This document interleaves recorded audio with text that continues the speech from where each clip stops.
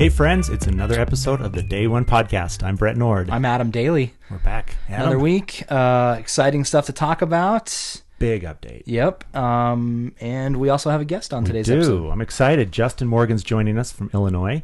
Justin. Hey. How are you? I'm great. Hello, Day One Land. That's right. Justin and I spoke 3 months ago and talked about his use for Day One. I thought, rather than airing it in an episode, we're just going to have him on and talk about this. Yeah. I'm knocking stuff over here. Yeah. No, but we talked about how we enjoy the live dynamic and being able to follow up on different things, and yeah, it's way fun. So I'm excited. This is going to be great. I enjoy and meeting new people. I love meeting a little bit face to face, even though it's virtual. Sure. We get to meet our users and get to know them. So Right. For sure.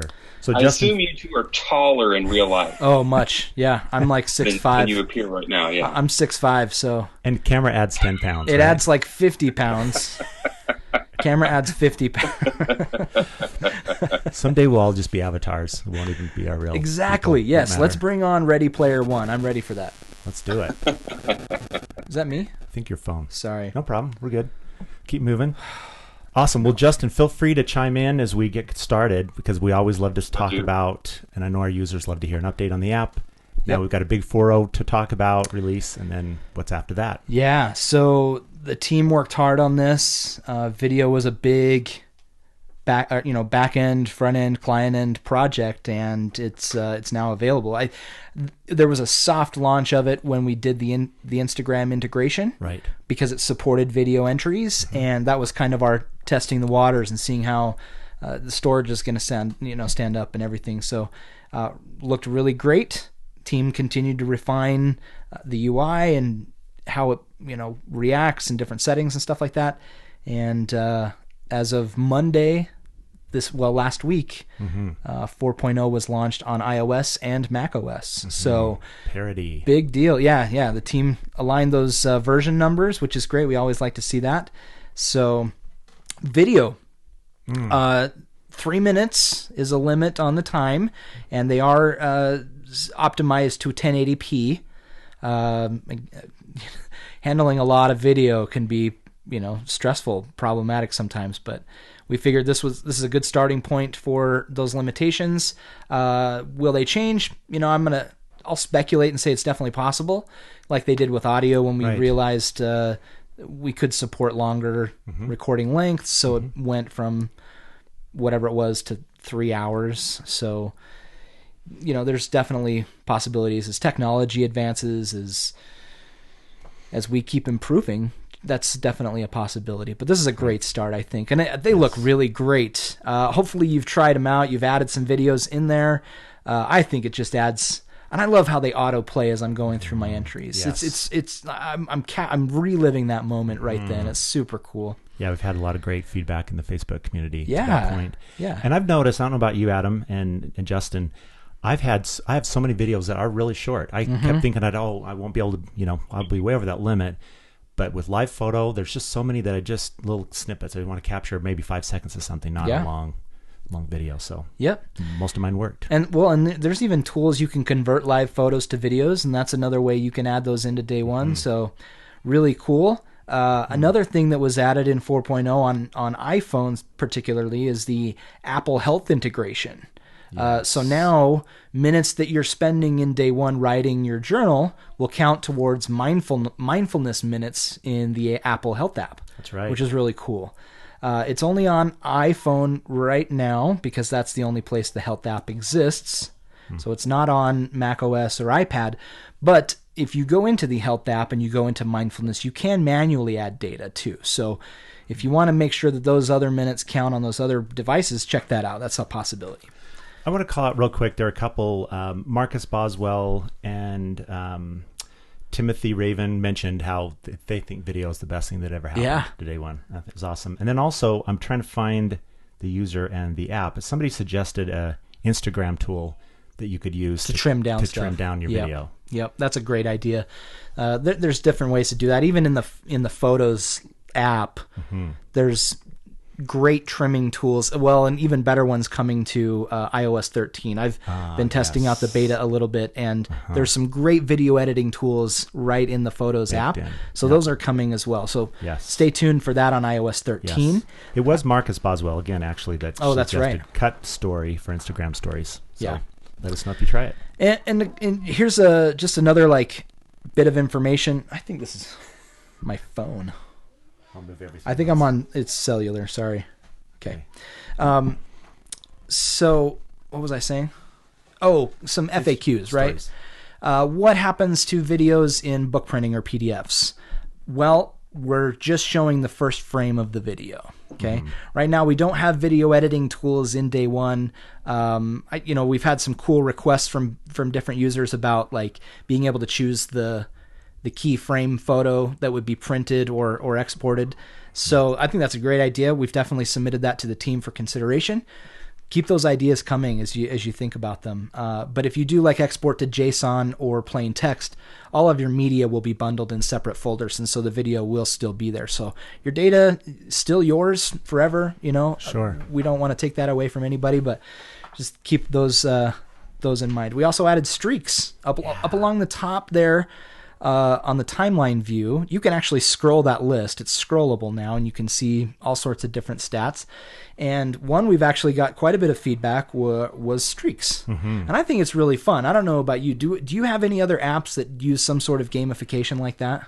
Streaks, actually. Okay. Called Streaks app. Yeah. And I found that's helpful for a few things that, like meditation was really hard for me to make it stick. Once I got in the habit and I used Streaks app, I feel like I don't need that anymore, so I dropped that. Yeah.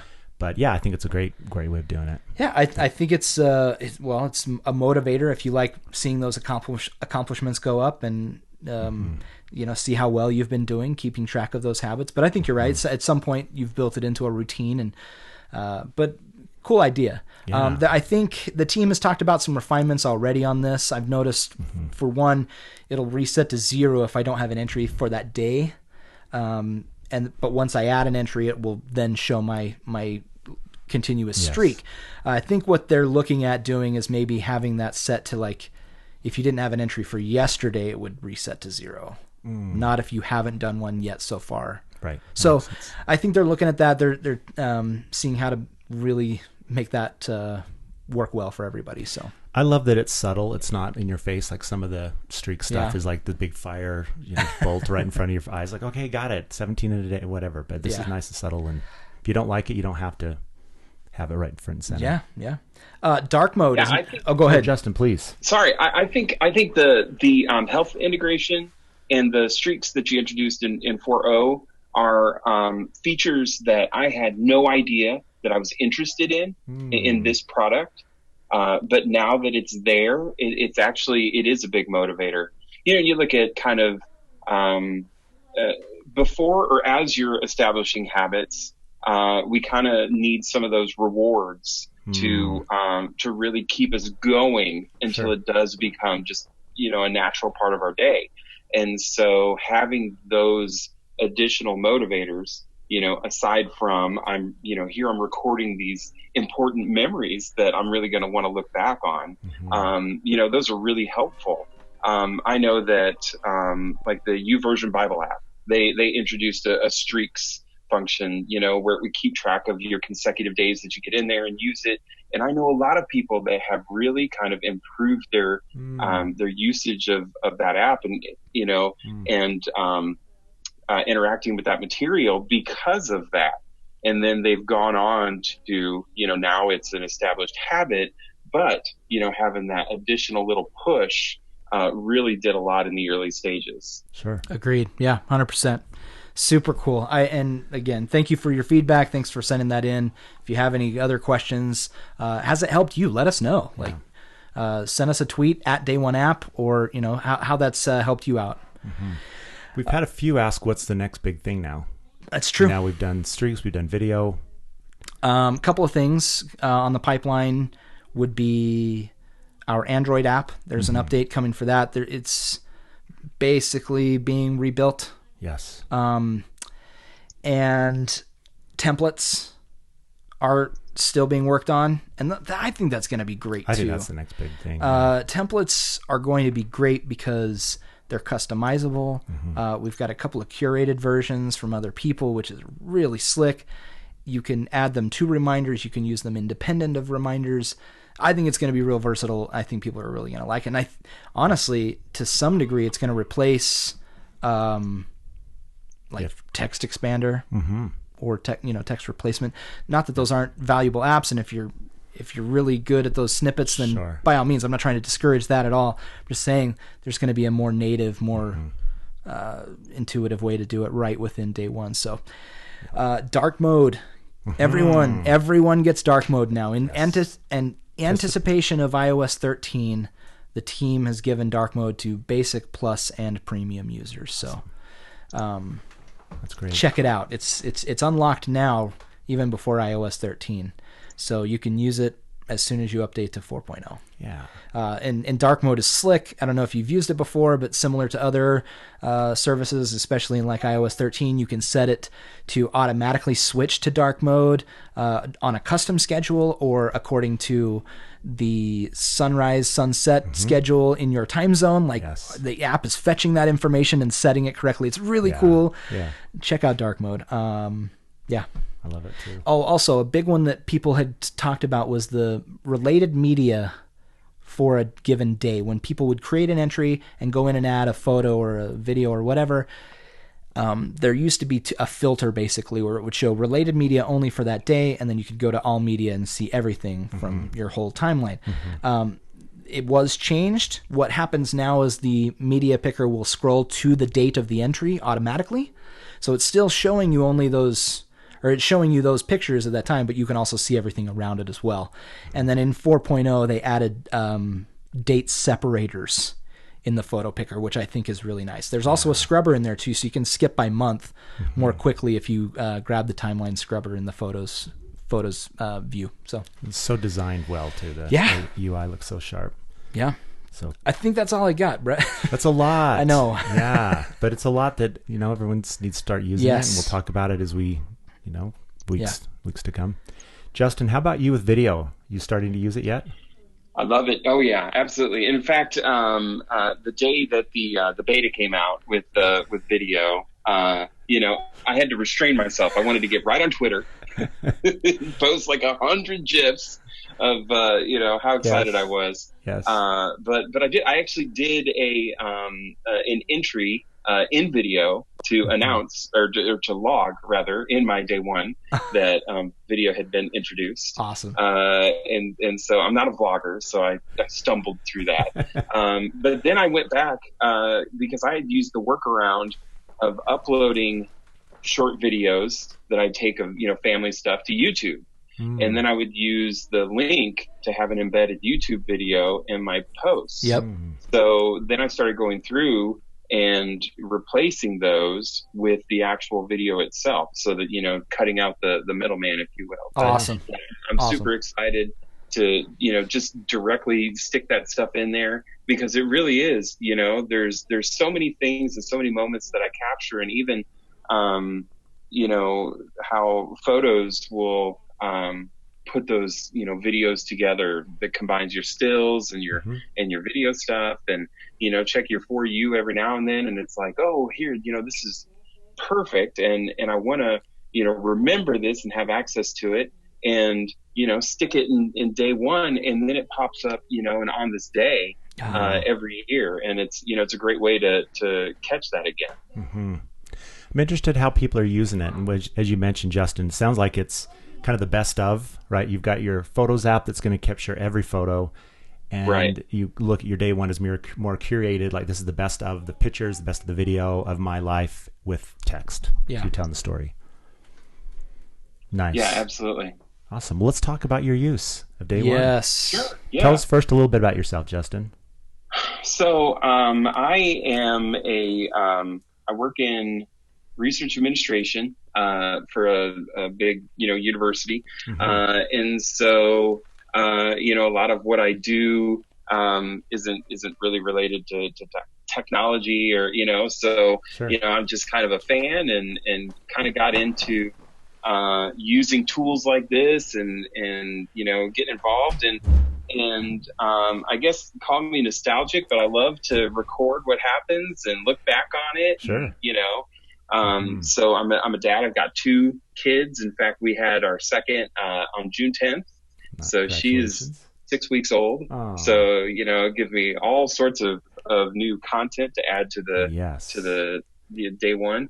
Mm-hmm. And, I love how day one has taken the idea of journaling, going from just capturing the written word and descriptions of the things that we go through, yes, and has now given us an opportunity to combine media, still images and videos. Mm-hmm. We can attach files, like scans of tickets to, different things. Mm-hmm. And then, all that information is backed up and synced.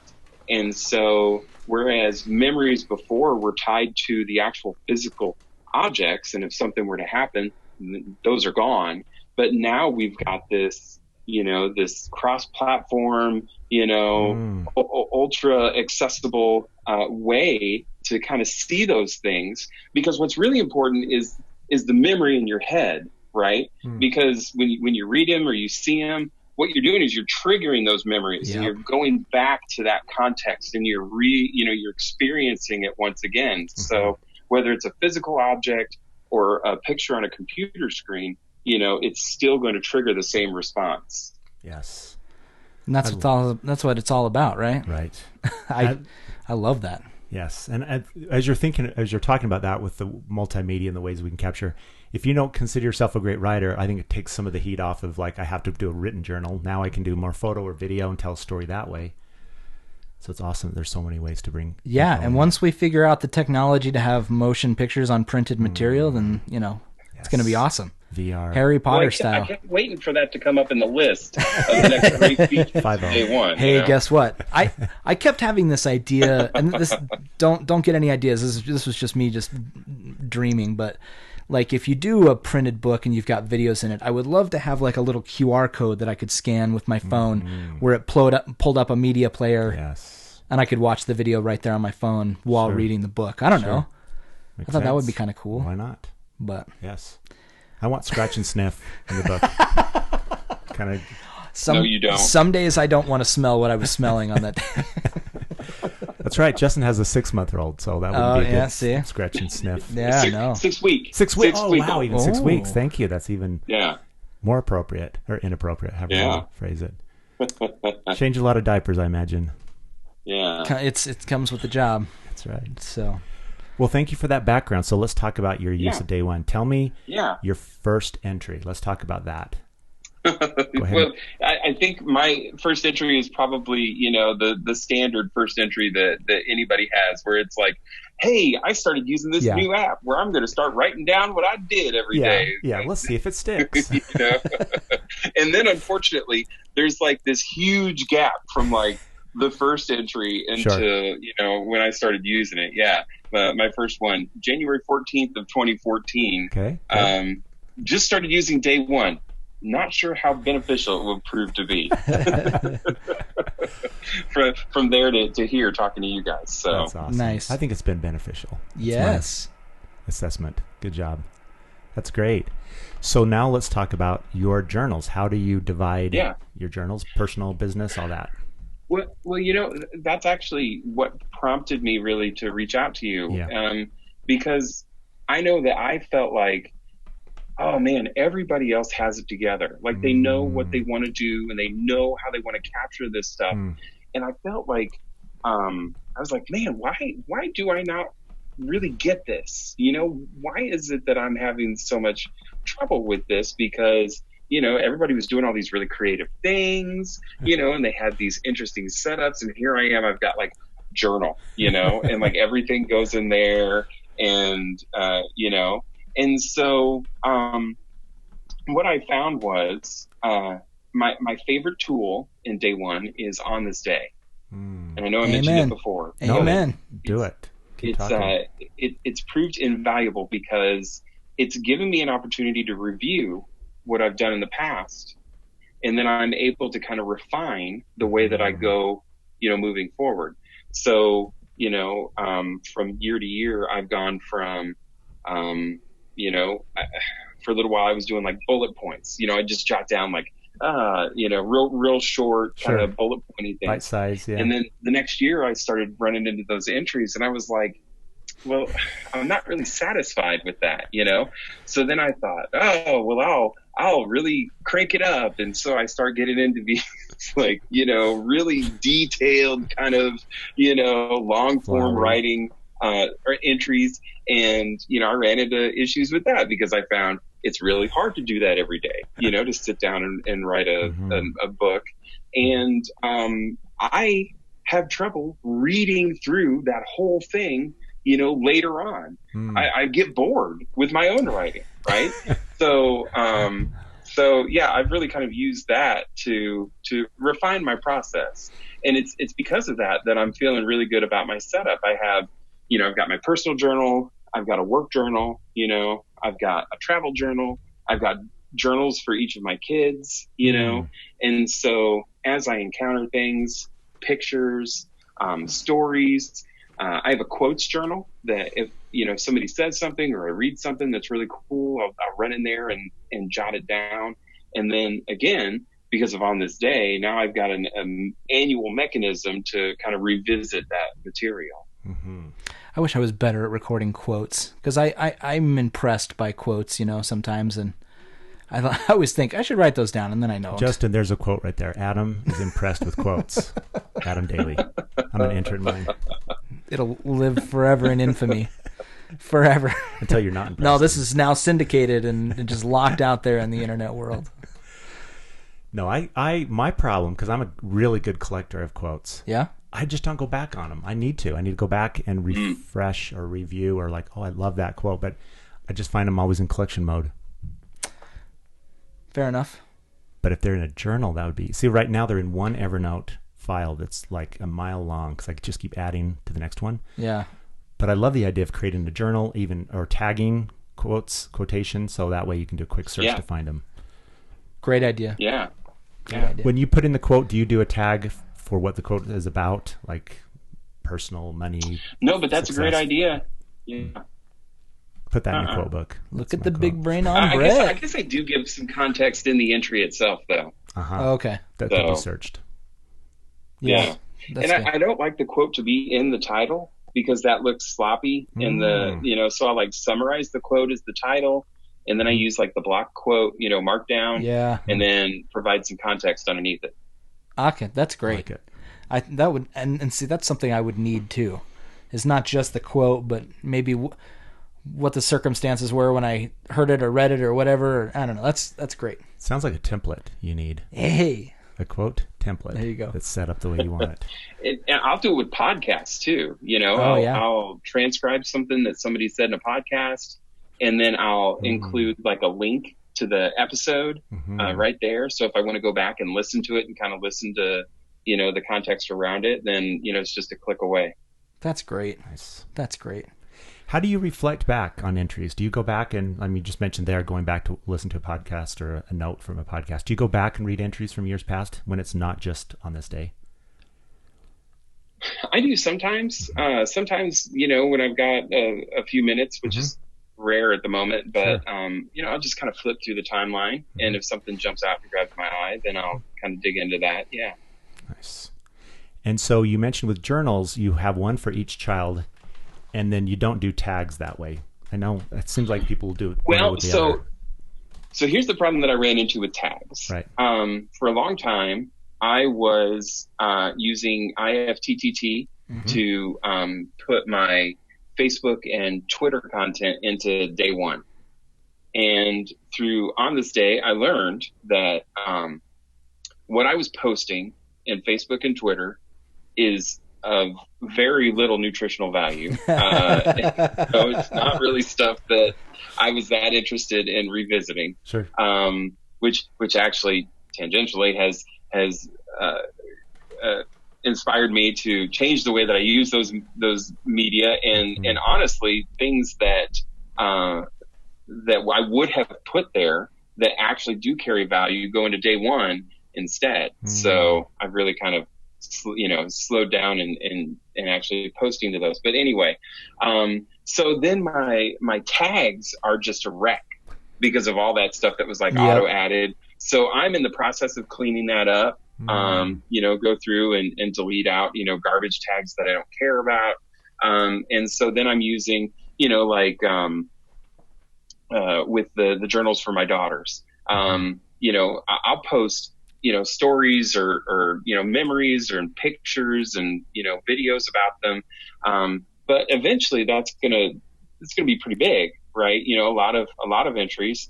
And so I'm going to use tags to kind of further refine those. So, may put in a tag for the photos, Julia photos. And so then it's, I can just go to the pictures, of her and, if that's what I'm interested in looking at, and then I don't have to look through as much to get to that stuff. That's smart. I like that. Organization. It's a good thing. Yeah. It's a good thing. Yeah. But you look at my office and you're like, how are you that organized? Oh, it's not even that bad. Just because I moved everything, all the clutter. Okay. I was like, oh man, look at the field of view of the camera. That's what we all do. All my stuff is just piled up right over there. So it's the same thing. Except we can see you're in boxers. The camera's not that. Oh yeah. Narrow, so well, I'm pretty proud of those. Yeah. Oh, we're funny, aren't we? I guess this turned into a comedy podcast, didn't it? People are wanting their money back now. Yeah. Remember, it's free. Your time isn't, though, so we value your time. So we got to get back on task, on topic here. Justin, awesome stuff. Tell us, so we've talked about your journals, your tags, your favorite feature you already disclosed, which was on this day. OTD? I want to shout out your support on the Facebook community. You've done an awesome job. And there's so many that are just awesome and contributing, giving suggestions. And you reached out to me about a topic with support. Do you want to talk about that for a second? Yeah, so I don't spend a ton of time in the Facebook group, but I do spend a little bit of time there. And kind of what I observed is that there are a lot of users that go in there and they essentially use the Facebook group as like a de facto customer support. Tech support. And I don't know that that's really the purpose of the Facebook group. Right. And so I guess I just wanted to try and remind people that when you run into issues, or if you have feedback about, something that you don't like about what the app is doing or a change that has been made, like your first stop should be customer support. It's really easy to do. I know that I've bugged your support team, pretty often. We get to know people. Get those chats going, inside the app. There's a leaderboard in the office. I'm just kidding. I'm kidding. Dartboard with names. But that's the thing though. And I think that it's important to know that that app teams and, development teams, they want users to reach out and report those things. And I know this because, I've reached out and I'm having this issue, I'm having that issue. And then before long, they're like, well, hey, here's the beta, why don't you, beat on this and let us know, if you break it. And so clearly, that feedback has been important, and reporting those issues. So, I think, and it's okay to talk about issues that you're having for sure in that arena.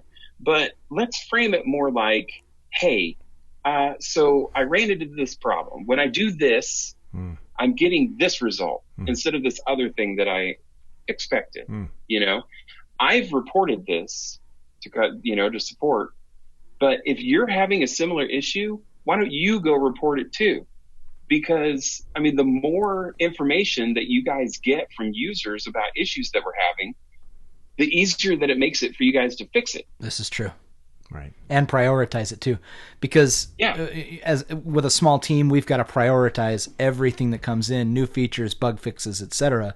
And so a lot of things we're looking at is severity, impact, like what kind of responses are we getting? Are we seeing this like impact a lot of people? And right now, is it like completely disrupting the service? We need to know about those things so that we can move things around and get them done more quickly or whatever, because obviously we don't want to have bugs. Right. Obviously software is going to have bugs. Mm-hmm. But yeah, the more we hear about it, the more we get it done. And to your point, Justin, when users contact us through customer support, we have tools and insights that help us out a little more easily than on the Facebook page, because we can get like your device information. This is anonymous data, so don't freak out. But we get like what phone you're using, or what version of Day One you're on, or what's your account number. So we get that personal identifying information that can help us troubleshoot the issue. And then we also track everything through that portal as well. So that helps us know what the trends are, what impacts are being made, and stuff like that. So that helps us when you contact us through the support portals as well. And we've got a chat, which you can do inside the iOS and Android apps. We have an email address. We have a chat on the help pages. If you go to help.dayoneapp.com, there's a little chat icon in the lower right corner. So, and you know, Cameron and I are pretty responsive within 24 business hours. Usually a lot quicker than that, especially during 24 minutes. Yeah. Well, if it's between 9 and 5 on any Monday through Friday, it can be as, soon as a few minutes. When's the last time you did 9 to 5 for support? You mean kept within those restraints? Yes. But maybe we don't want everyone. I can't tell you that. New expectation. OSHA, the workforce is going to come after me. Yeah, I do. I get it though from a consumer standpoint, because a lot of companies aren't very responsive. So you think, I want to get the word out. I'm going to tweet. I'm going to Facebook their page. I'm going to support. And then the other question is like, am I the only one? Is this a one-off? Is this something I'm just experiencing? Yeah. And I think to the point you're making, Justin, we do have a Facebook support group or support page that can address, like, you'll have updates or bugs and things there, but most of the time it's going to come through the app and updates that way. Right. And well, I think there's truth to that with like the bigger corporations, where one or two upset customers doesn't really matter, right? And you may not get anywhere with getting any kind of support until there's like brand or danger, for brand reputation on social media, right. So I mean, there have been cases in the past, and I've used that, where it's like, on Twitter, blah, blah, blah, blah, blah, But I think with companies like Day One, these apps they're smaller development teams, they're smaller companies. We have, as users, have more access to developers than we've ever had. It's not like Microsoft in the 2000s that just kind of, ship products and you're kind of stuck with it, right? I mean, we've got development teams that are a chat away, that the feedback or the information that you're giving them can go directly to the decision makers that, come up with these changes or come up with these fixes and things like that. So, and I think it is important for the users to kind of reframe our perspective for that. And, I mean, I don't know if you want to, I like to think of it as partnering with, with software, teams like yours. But I would rather, I find that hoping that an issue gets fixed is a lot less effective than actually helping to fix it. Yeah, agreed. There's a quote for Adam's quote. Bingo. Library. That's great. Thank you. No, I agree. Thank you so much for sharing that. With Day One, I can't speak for any other company, but with Day One, there is no faster way to get support. Like, if you think, Twitter, they answer really quickly, or Facebook, or whatever, it's just me and Cameron. So amazing. We're doing all three of those. There's no like guaranteed somebody's going to respond more quickly on one platform or another, because it's just us. But we have a great job. Cameron and I love getting to know people and helping people get issues resolved. We both do troubleshooting when people report issues, and we send those up to the team. So thank you so much for your patience with us. We're appreciative of your patience as well, dealing with some of these issues. So thank you. I'm going to pat your back for you for a minute here. I think you and Cameron do an amazing job. Yeah. I mean, as a consumer of a lot of products, but yet being in-house and seeing how you interact and you really care about these issues.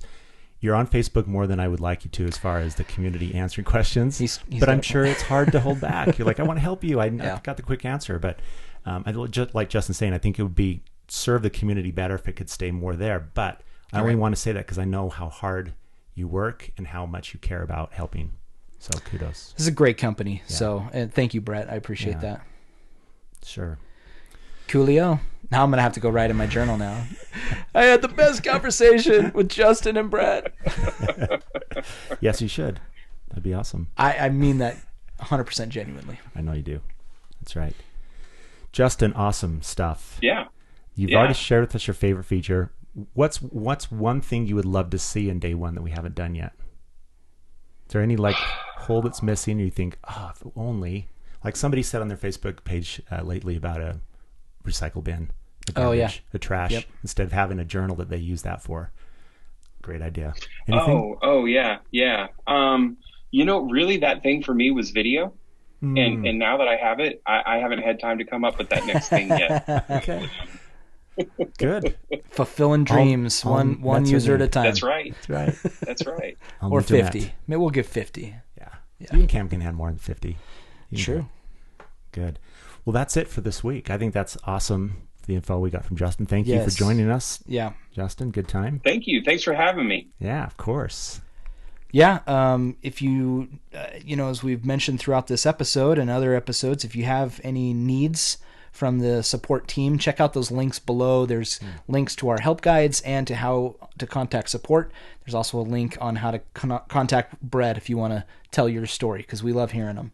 Yes. So thank you so much for what you've shared with us so far. Thank you for help building this podcast to what it is. All of our users that have contributed, like Justin and so many other interviewees that we've had. This has been great. I think it's been valuable information.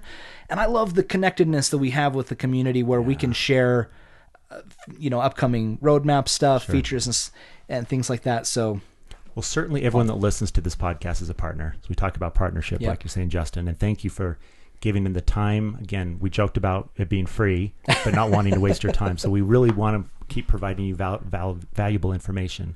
So thank you for partnering with us on that. One thing I want to say too, when Adam's talking about interviews with discussions with me, I've had a few reach out in email that just say, I really don't want to be on a podcast. I really even don't want to be on a video interview with you, but these are a couple ideas, and that's awesome too. Yeah, you want great. to get that way, just share with us how you use, because the community loves to hear. Yep. You can email us at podcast@dayoneapp.com. So that's it. All right. We'll talk to you in a couple weeks. Thanks, everyone.